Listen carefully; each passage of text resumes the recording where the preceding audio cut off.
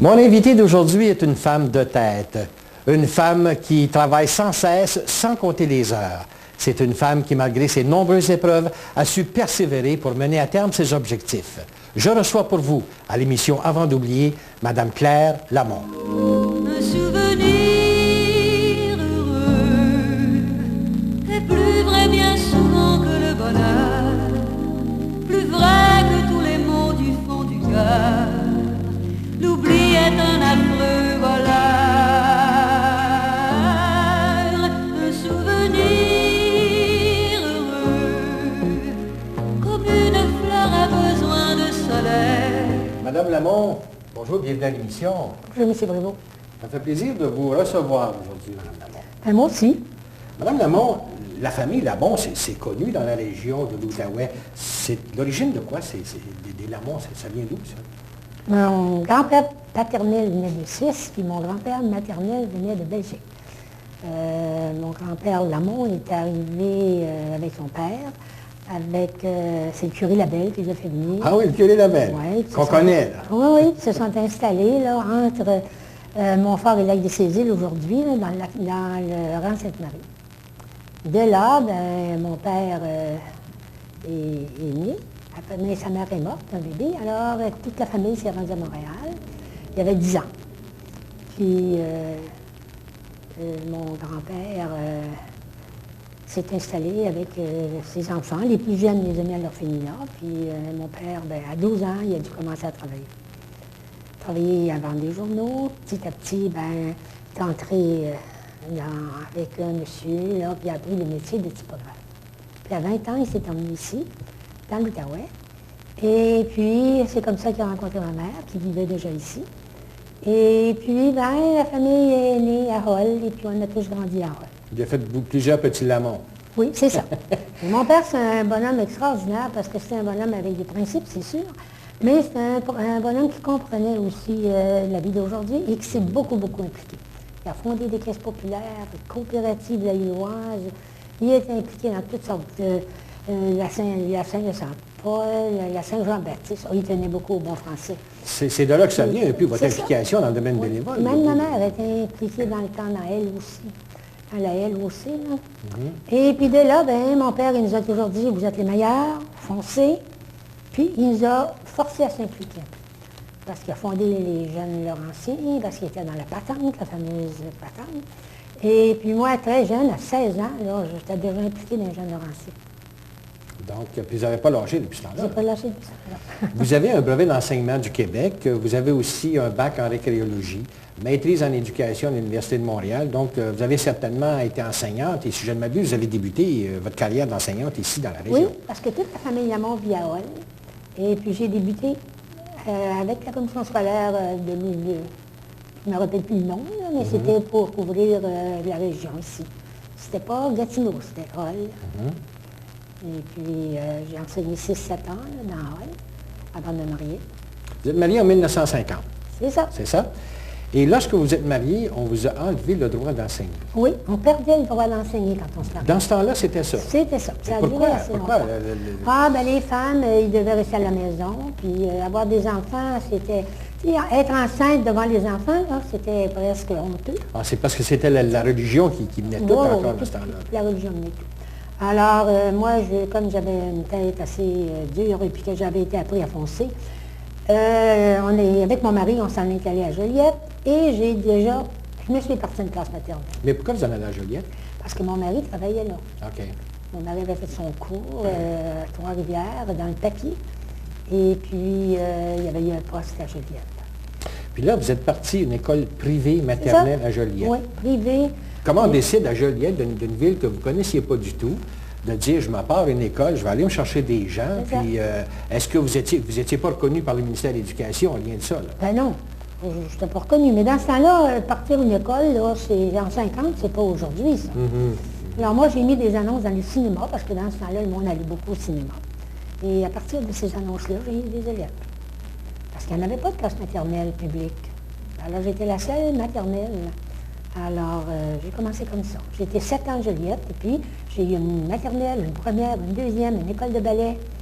Et puis fondé les guides rendus là-bas. Donc, vous étiez très impliqué à Joliette, là aussi. J'étais impliquée à Joliette. J'avais fondé les guides à Deschaines aussi avant de me marier, là. Mais vos professeurs à Joliette, là, vous alliez les recruter ou c'est vous qui enseignez toute la maternelle, première, deuxième? Non. J'avais un aide, là. J'avais été à l'école normale, recruter une jeune institutrice. Moi, je faisais maternelle et puis troisième année, puis elle faisait première et deuxième année, puis c'était les avant-midi puis les après-midi. Mais étant pas reconnu par le ministère de l'Éducation, lorsque le jeune qui était en troisième année voulait s'en aller dans une autre école, en quatrième, est-ce que c'était bien vu ou il n'y avait pas de problème? Il n'y avait pas de problème. D'autant plus que les élèves étaient presque toutes les premières classes. Quand ils sortaient de chez nous, là, tu sais, c'était des parents qui s'occupaient beaucoup des enfants aussi. Dans ce temps-là, oui. C'est ça. Ils venaient une demi-journée, ils faisaient une demi-journée à l'école. Mais l'autre demi-journée, les parents, ils s'en occupaient. C'était une classe choyée, hein. Donc, c'était des familles qui étaient capables de se payer et de s'occuper de leurs enfants. Vous avez été à Joliette pendant combien de temps? 7 ans. Puis, pourquoi le retour dans la région? Ben, mon mari ne voulait plus travailler de 9 à 5. Il voulait avoir son commerce. Et son frère, qui demeurait à Montjoly, avait déjà un commerce de rembourrage. Alors, on a décidé de s'en venir et de partir en commerce. Donc, vous avez tout abandonné à Joliette. Puis quand vous êtes revenu dans la région, vous avez reparti à zéro. On repartait à zéro. Mon père restait sur le chemin Garden, à Lucerne, là. Et puis, il y avait un grand poulailler qui n'était pas utilisé. Alors, c'est là qu'on a parti notre... Alors, moi, j'ai dû mettre la main à la pâte, coudre, puis tirer sur les tissus pour rembourrer. Puis, j'avais 2 enfants à cette période-là. Puis, je faisais la publicité. J'allais cogner de porte en porte, puis je donnais ma carte. Si vous habitez au rembourrage, on fait ça. OK. Puis, quand je faisais 20 maisons, j'avais un client. Alors, le soir, après le souper, quand mes enfants étaient couchés, je partais, puis j'allais faire de la publicité. Vous étiez persévérante. Ah oui. Mais ça n'a pas été long, j'ai eu un 3e enfant. Alors, à partir de ce moment-là, j'étais moins disponible. Et puis, on s'en est venu à Holt, sur le boulevard Saint-Joseph. On a parti un magasin de meubles. Et puis là, je faisais la comptabilité, je répondais aux clients, puis j'avais des enfants, mais des enfants, j'avais une aide domestique. Alors, j'ai fait ça pendant quelques années. Quand il est arrivé le 4e enfant, ben là, le commerce était assez bien organisé pour pouvoir engager des gens. Et puis là, ben, on a déménagé sur le boulevard Riel. Après 15 ans de mariage, vous êtes retourné à l'école. Ben, c'est ça. Pourquoi? Ben, tu sais, après 15 ans de mariage, là, tu te sens c'est comme si c'était un citron qu'on avait purgé tout le jus. J'étais comme un peu... Mes enfants étaient rendus à l'école secondaire et puis je m'apercevais qu'ils en savaient plus que moi, là. Alors, j'ai décidé que je retournais aux études. Je suis retournée à plein temps pendant 3 ans à l'Université d'Ottawa. C'est une décision assez importante à prendre, ça, dans une carrière. Surtout la première année, là, tu n'es pas jeune, là. Tu es avec des jeunes, là. Là, tu te dis, ça fait 15-20 ans que je suis pas allée à l'école, je vais être capable d'apprendre, je suis avec des jeunes, qu'est-ce que je vais avoir l'air, tu sais. Fait que là, tu étudies 2 fois plus. Et puis tu t'aperçois au bout d'un semestre que tu es la première de classe bien proche. Vous aviez quel âge à ce temps-là, madame? Là, quel âge que j'ai pu avoir? Hein? Peut-être 42, 43 ans, là. Puis les jeunes dans les classes, c'était... Il y avait 20 ans. Hein? Donc vous étiez assez âgé pour être leur professeur, comme oui, vous il y en l'avez avait déjà été. quelques-uns, par exemple, qui adultes aussi. Tu sais. Mais j'ai adoré.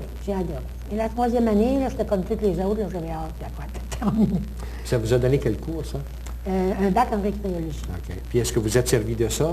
Oui, parce que j'avais mis beaucoup d'emphase sur la philosophie, la psychologie, parce que, tu sais, moi, j'avais lu juste Saint-Augustin quand j'étais plus jeune. Alors là, je prenais connaissance avec toutes les nouvelles tendances. Et puis, il y a eu un poste ouvert à la ville de Holt comme responsable des clubs d'âge d'art. Je me disais, qu'est-ce que ça va être? Moi, j'étais habituée avec les jeunes. J'avais fait beaucoup de guidisme, j'avais fait de l'ordre de bon temps. J'étais beaucoup axée sur le loisir. Hein? Mais ça faisait mon affaire, c'était à mi-temps. Bon. Puis là, ça n'a pas été long que j'ai tombé en amour avec les personnages. Ah oui? Ah oui. Tu sais, les personnages sont reconnaissants. Tu n'as pas besoin de leur faire des grandes choses pour qu'ils te considèrent presque pour un bon. Puis qu'ils apprécient aussi. Qu'ils apprécient. Ouais. Dans ce temps-là, les enfants, là, tu leur donnais un bon pas puis tu crachais dessus. Hein? Tu sais, toutes les 10 minutes, il fallait changer de jeu. Alors, j'ai adoré ça. Puis là, mais j'ai toujours travaillé avec les personnages par la suite. Puis, vous avez été aussi impliquée dans plusieurs organismes bénévoles, toujours. Même, vous avez été instigatrice de ce qu'on appelait l'éveil féminin pour les filles mères dans ce temps-là. Ça, c'est un projet qui vous tenait à cœur aussi. Ben, dans ce temps-là, moi, là, j'étais à la maison avec les 4 enfants, puis à un moment donné, je n'avais rien à moi, là, tu sais, faire des choses. Et puis c'était avant d'aller à l'université, ça, là. Alors, il y avait ce mouvement-là. Puis, j'ai dit, ben, écoute, je vais adhérer, ça m'a fait sortir une fois par semaine. Puis là, ben, chemin faisant, ben, je suis devenue présidente, puis on donnait des... maintenant, ça n'existe plus parce que la société a tellement changé. Hein? C'est ça, il n'y en a plus quasiment plus de filles mères. Les filles décident de garder leurs enfants. C'est ça, de se faire avorter, ça n'existe plus. Mais c'était social plutôt, avec le petit accent humanitaire, on allait dans les familles, on rencontrait des familles, tout ça. Mais ça m'a permis de renouer avec la société, en fait. Exactement. Vous avez été aussi fondatrice de l'animation 55+. Ça a changé de nom depuis ce temps-là. Là. On sait que Jacques Poirier avait été très impliqué. Oui, il était de la Caisse populaire Saint-Joseph. Puis dans ça là, je travaillais pour la ville de Hall, puis j'étais en contact avec beaucoup de personnes âgées. Puis je voyais tous les problèmes qu'ils avaient, de transport, de logement. Puis j'étais beaucoup impliquée à ce niveau-là aussi. C'était pas seulement le loisir qui m'intéressait. Je les aidais dans leur comptabilité, c'était mon rôle. Mais aussi, j'écoutais, j'étais à l'écoute. Et puis là, je communiquais ça avec Jacques, qui était un de mes amis, puis on a dit, si on faisait donc quelque chose. Et durant l'été, on avait parti l'âge d'or en vacances. J'avais engagé des jeunes étudiants, puis on faisait un camp de jour itinérant. Et en même temps, on a fondé cette animation 55+. Là, ça a changé de nom depuis ce temps-là. Oui, là, ça a changé de nom. C'est à la cabane à Boiron maintenant. Mais ils font encore du maintien à domicile, il y a des bénévoles, et puis ils vont... aider les personnes très âgées à aller chez le médecin, à aller faire leur commande d'épicerie. Puis après ça, j'ai quitté la ville de Hall pour l'université. Ah bon? Oui, parce que là, l'université s'apercevait qu'il devait aussi faire quelque chose pour les personnes âgées. C'est-à-dire, on va fonder les universités du 3e âge. Ils sont venus me chercher pour faire ça. Alors, j'étais responsable de la programmation. Puis j'ai travaillé 5-6 ans à fonder l'Académie de gérontologie. Bon. Puis justement, l'Académie de gérontologie, à un moment donné, ça a presque cessé ses opérations. Ah, bien ça, c'est en 95. Moi, quand j'ai quitté, c'est en 85. C'est 10 ans après qu'il y a eu des problèmes. Il y avait trop de dettes et puis il fallait fermer les portes. On continue cette conversation très intéressante immédiatement après la pause.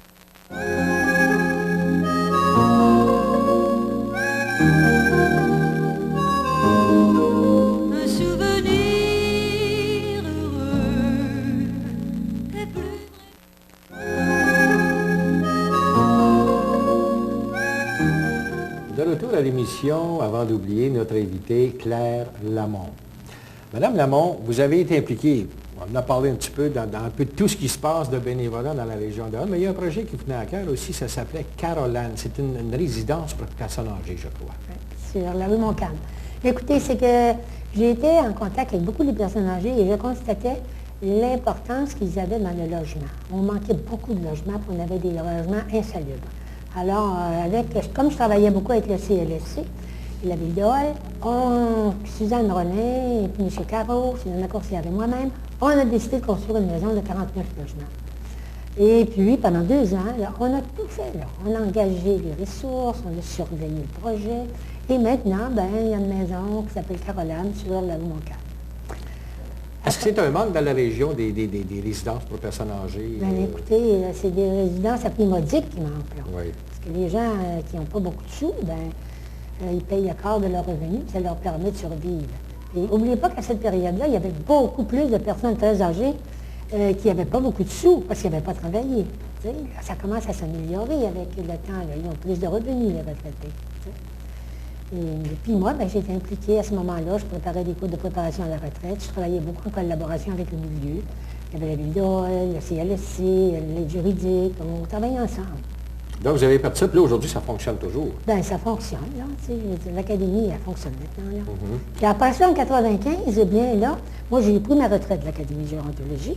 Et puis, à la demande du cégep, on a été construit dans la cabane à bois. Ben oui, ça, c'est un projet d'envergure. Ça, vous commencez de rien dans un champ. Utopique. Je pense que M. Bisson est impliqué là-dedans aussi. Oui, après, c'est M. Pierre Schnob qui avait eu l'idée, avait fait couper des gros pains là, dans le Pontiac.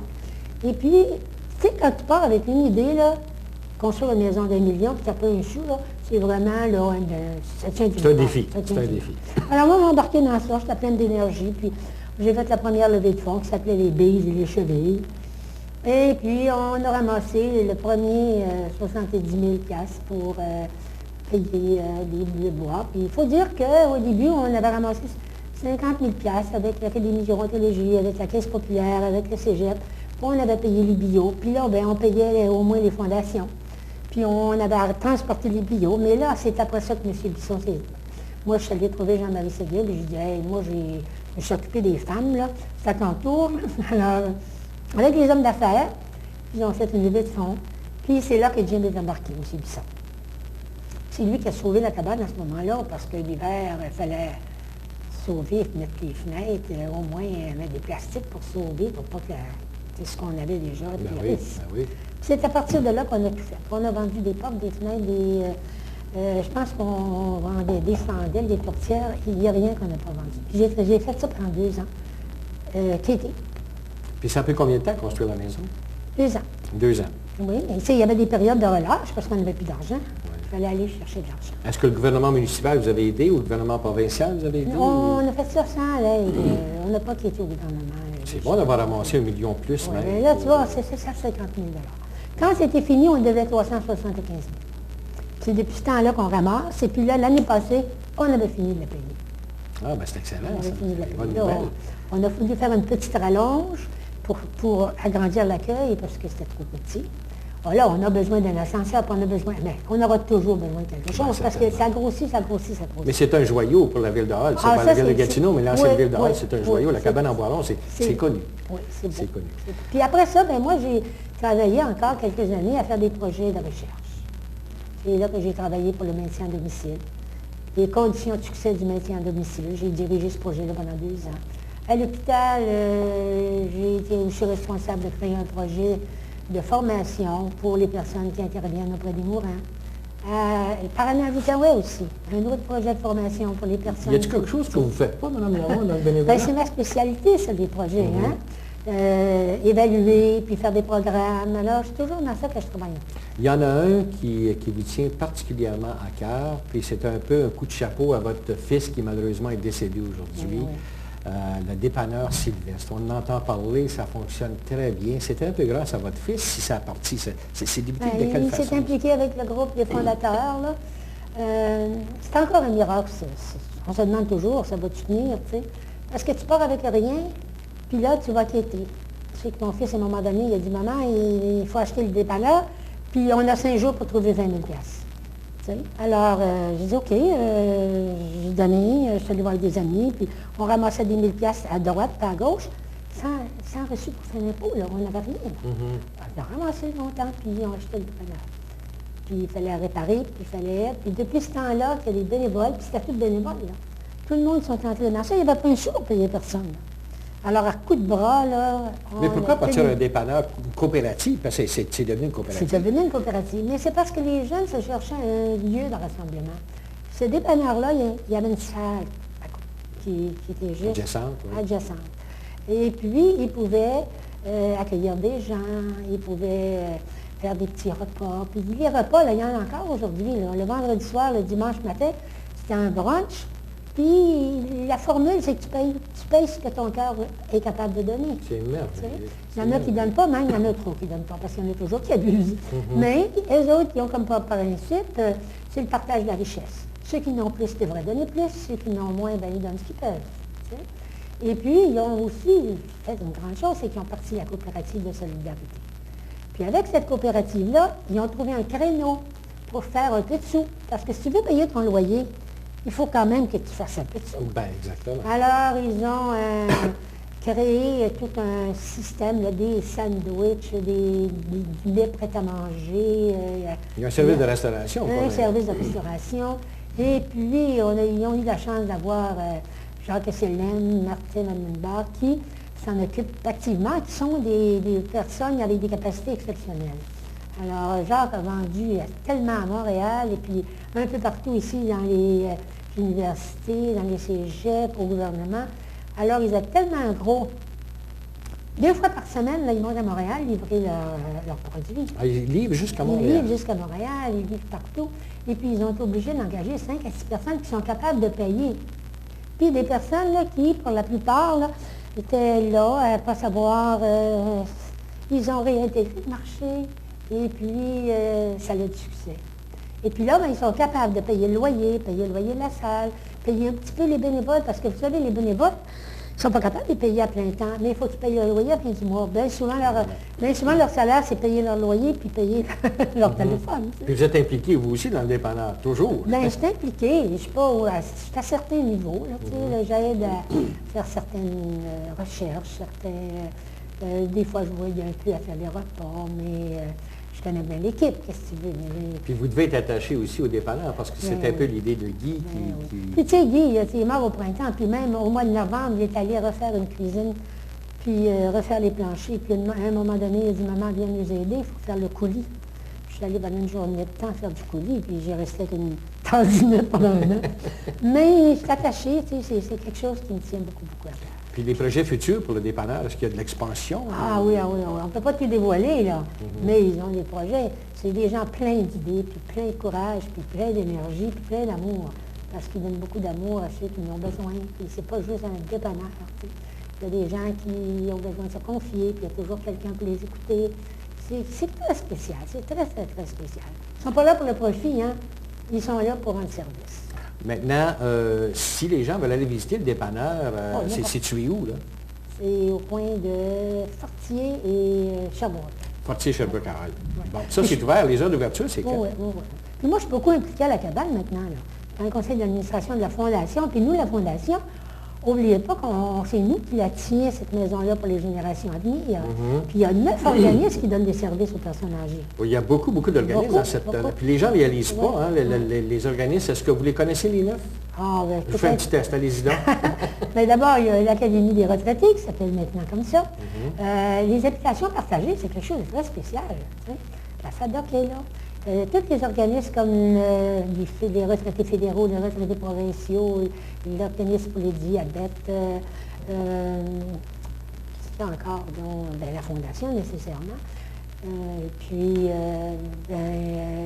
Animation, je les appelle toujours Animation 65+, mais ça s'appelle un autre nom maintenant, là, que je n'arrive pas à me retenir. Vous faites la location de salle aussi, si quelqu'un ben oui, veut mais leur salle. Si on ne faisait pas de location de salle, on n'arriverait pas à payer nos dépenses. Exactement.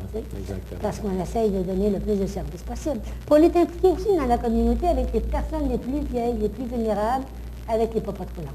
Okay. On supporte les popotes roulantes lors de grands repas qu'on fait au printemps. Hein. On supporte les popotes roulantes.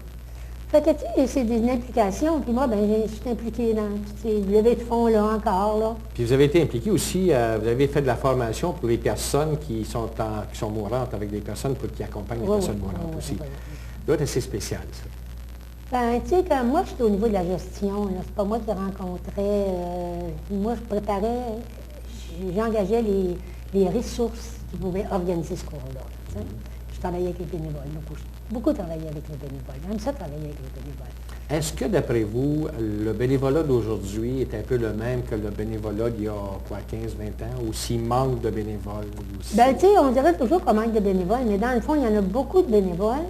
On n'en a jamais assez parce que les besoins grandissent considérablement. Parce que vous savez, vous, qu'on a moins de services. Les coupures du gouvernement, là, ça affecte tout le monde, ça. Tu sais, tu as moins d'infirmières, tu as besoin de plus de bénévoles. Puis, il y a des organismes qui ne fonctionnent qu'avec des bénévoles. Il y a beaucoup de bénévoles. Pour faire le métier à domicile, là, on a beaucoup de demandes. Les personnes sont seules. Les personnes vieillissent plus longtemps. Avant ça, tu mourrais jeune. Maintenant, il y a beaucoup de 90, puis là, ils sont plus malades. Fait que ça prend plus de bénévoles. Moi-même, je m'occupe de quelques personnes très âgées que je sors en chaise roulante, que je les amène au restaurant dans leur fête, puis que Alors, ça aussi, c'est du bénévole privé. Mais j'ai quelques personnes que je chéris particulièrement et que quand elles m'appellent, qu'elles me disent « Claire, je veux sortir », Ah, je suis pris vendredi, je vais prendre ma journée pour toi. En plus d'œuvrer dans tous les organismes dans lesquels vous œuvrez, est-ce que vous dormez un petit peu? Ah oui, je dormais 8 heures, je fais des mots croisés, je lis beaucoup. Mais je me dis, quand tu reçois beaucoup, je calcule que j'ai beaucoup reçu de ma famille, puis l'amour. On est 6 frères et sœurs dans la région. On se soutient beaucoup. Et puis j'ai des amis jeunes aussi. Tous les amis de mon fils Guy, là, qui ont supporté Guy durant toute sa maladie et qui m'entourent maintenant. Parce que je vis en gros deuil. Vous faites partie du groupe, quoi. Oui, faire son enfant, c'est beaucoup. Quand j'arrive au dépanneur Sylvestre, là, moi, je suis chanceuse, là. Et les gens viennent me dire, viennent me faire des grosses caresses, puis dire « Hey, on s'ennuie de toi », puis c'est une famille. J'imagine d'avoir perdu un fils, c'est une de vos plus grandes déceptions, ça. C'est la plus grosse peine. J'ai perdu mon conjoint il y a 4 ans. Ça va faire 4 ans le 12 décembre. Je l'adorais, c'était une grosse peine, c'était une souffrance, mais perdre son fils encore, pire.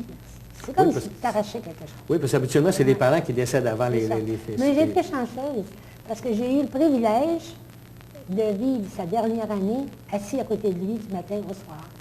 On a pu se parler, lui, il était un gars. C'était le moment présent. Maman, on vit aujourd'hui, je suis en vie. Très positif. Qu'est-ce qu'on fait? Madame Lamont, ça a été très intéressant de jaser avec vous. Continuez le bon travail. On a besoin de personnes comme vous dans le domaine du bénévolat.